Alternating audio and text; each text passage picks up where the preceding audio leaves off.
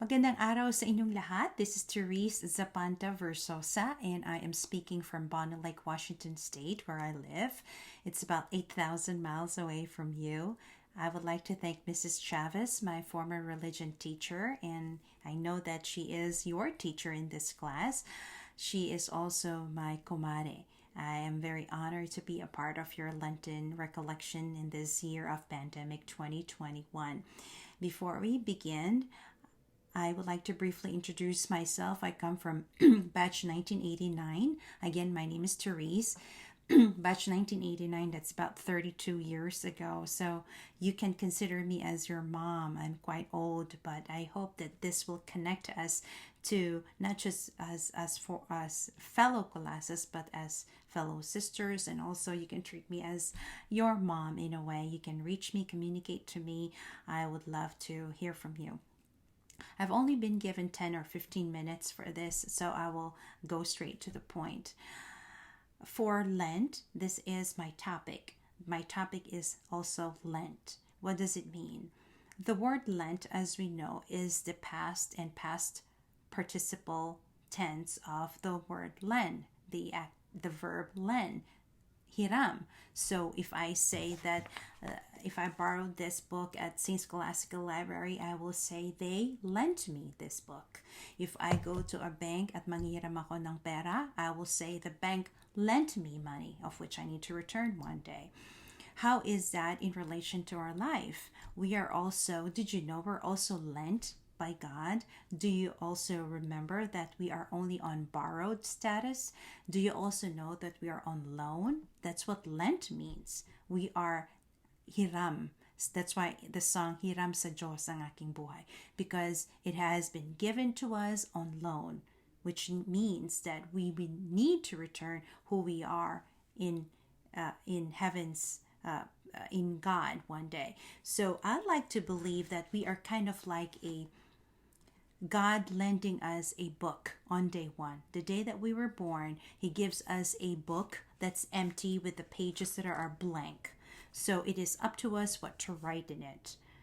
Remember that God gave us free will. He loved us so much that He gave us free will. So you can do whatever you want with your life. You can write whatever you want in the pages of your book. But knowing that remembering that we are Catholics and Christians, we are reminded that we ought to follow the instructions of the Lord so that we can be joyful in this earth. And one day when we return our own book, when the creator, when the lender of all lenders is saying, well, Therese, it's time for you to come home. Show me your book. Show me what you got. I hope I can render a full accounting of what I had done. I hope that I could say I was obedient. I hope I could say that I have done my best to be His disciple, because this Lenten journey of ours reminds us to be a disciple, to be able to carry the cross the way Jesus did, to be able to follow along the footsteps of Christ in Calvary, to be able to know that we are a part of His life through our own stations of the cross. This pandemic is a big stations of the cross. I think it is the longest stations of the cross in our lives as people from all walks of life, from 2020 to 2021, especially in the Philippines, having the longest lockdown ever. So this Lenten journey reminds us of who we are, our own mortality, that we are just on loan, that we are lent. Which leads me to the second one of my topic, that we are lent, but we are also lender to other people. The society teaches us, our society, the liberal, progressive society will teach us it should always be about me, me, me. No, God tells us it's about other people. It's about who you are in relation to other people. God did not make us in His image and likeness so that we can concentrate on who we are only. We have to concentrate on who we are in relation to other people. God has lent us our lives so that we can also lend something to others. God is the ultimate lender. We are also mini lenders, meaning we lend a hand. That's why it's called lend a hand, meaning you support, you lift up people. You are an empowerer. You want to be an empowerer. So those are my two topics for you in this time of Lent is that we are Lent, to remember that we are Lent by God. Our life is lent by God. Like a book, we need to return it one day in the library of God. And God will check the book of life, and he will check the pages, and hopefully that we will render him with our own obedience, with our own justification of why we did what we did. Remember, in Matthew 25 verse 13, Jesus said, "Therefore keep watch, because you don't know the day or the hour." I don't know the day or the hour that God will call me and ask me to give back my book of life, my own book, to render my own accounting. I don't know. Neither do you know. We don't know when we will die. We know we were already born, but we don't know when we will die. And our bodies will one day decay on this earth, but our soul will go somewhere. It is our hope that we will go to heaven. I would like to go to heaven. You would like to go to heaven.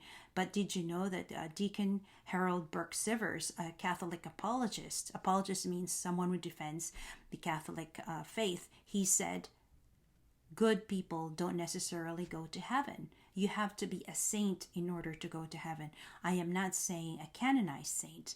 All of us are called to be saints. You know that. We are called to sanctification. We are called to being holy. All of us need to be saints in order to go to heaven. Just being good, just saying, oh, but I didn't kill anyone. Oh, but I didn't steal. But no, you got to be a saint. How do you become a saint?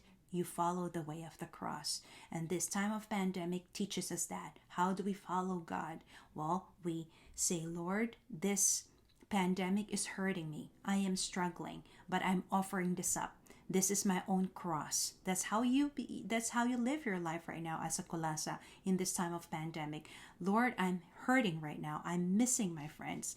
This online teaching and learning is a little hard for me, but everything that I am hurting about, I offer it up for you, knowing that God listens to our prayers because he is beyond space and time. There's no wasted prayer. So if you offer it up for your loved ones, for your soul, for whoever needs the prayers the most, God will receive that prayer.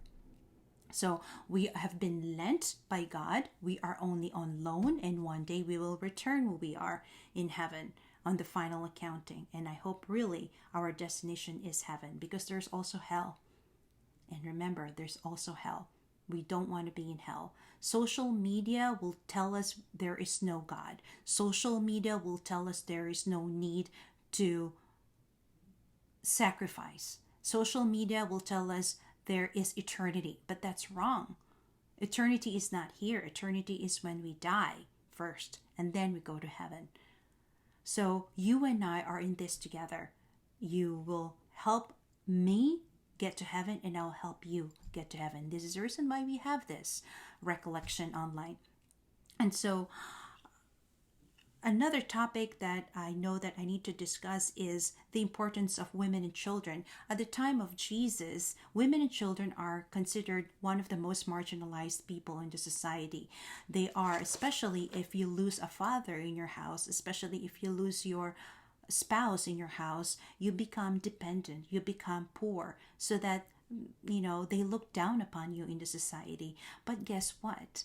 God revealed himself to us through a baby. Remember, God came down to us. He didn't need to do that, but he loved us so much. He came down to us through the form of a baby. And baby is the most vulnerable person in the society. If you see a baby lying on the street sides and someone wants to attack that baby, the baby can defend himself. But God chose to come down to us through the form of a baby.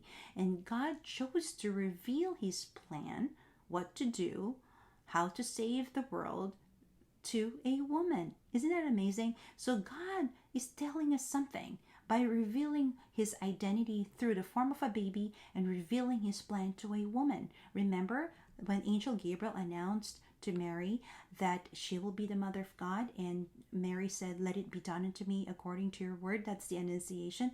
And that is what compels us to say, wow, we can be people of hope. And this is what Lent is all about, that even when Jesus suffered and died, he rose from the dead. And that is the reason of our being hopeful, because this world is going to die one day. We are all going to die one day. This video of mine right now, one day it will be just a video of someone who died. You and I will die, and that's our lesson on mortality. But we know that our souls are going somewhere.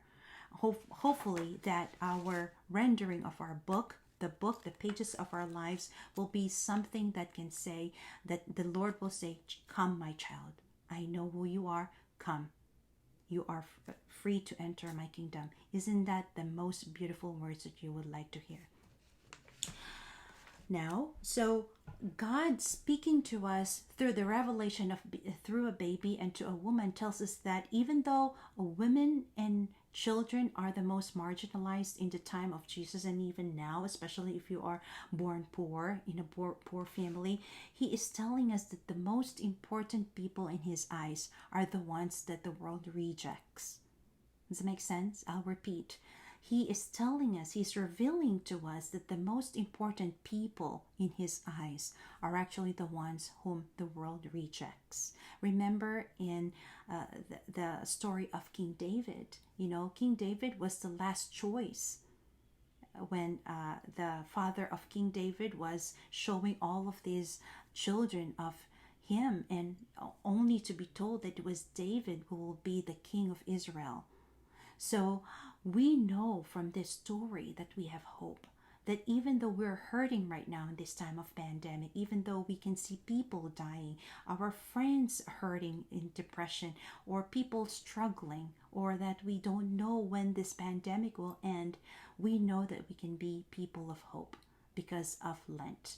So that is what I want to impart with you, that we have been lent this life that we have, and one day we will return it.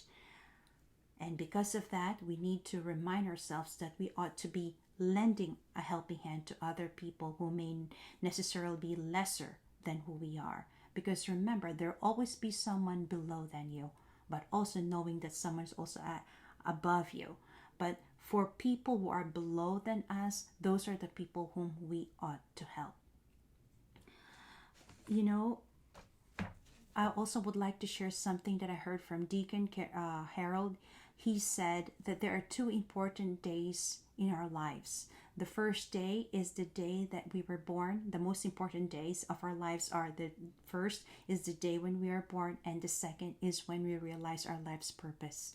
So if you continue to pray, if you continue to ask the Holy Spirit, come Holy Spirit, enlighten me so that I can see what God's purpose is in my life, God will grant you your answer. God will lead you to where he wants you to be. God did not make you in his image and likeness just to wander about or get lost.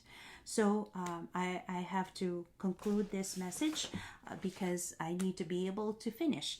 I have three things that I would like for you to do. Watch Social Dilemma. It is a documentary about how it affects our brain using Facebook. Social Dilemma. If you have Netflix, please watch Social Dilemma. Number 2, be true to yourself. Be authentic to yourself. That's how you can be the best kulasa you can be, and you will succeed. And number 3, make sure that you evangelize in social media about God. You evangelize and tell the world that there is God, that you are a disciple of Christ, you are a missionary of Christ, you are following the will of the Lord through whatever pain you are feeling. And by that, you will be able to live the life that has been lent to you so that you can be also a lender to others. I hope this helps. Please pray for me, and as I pray for you, have a holy, blessed week. Thank you.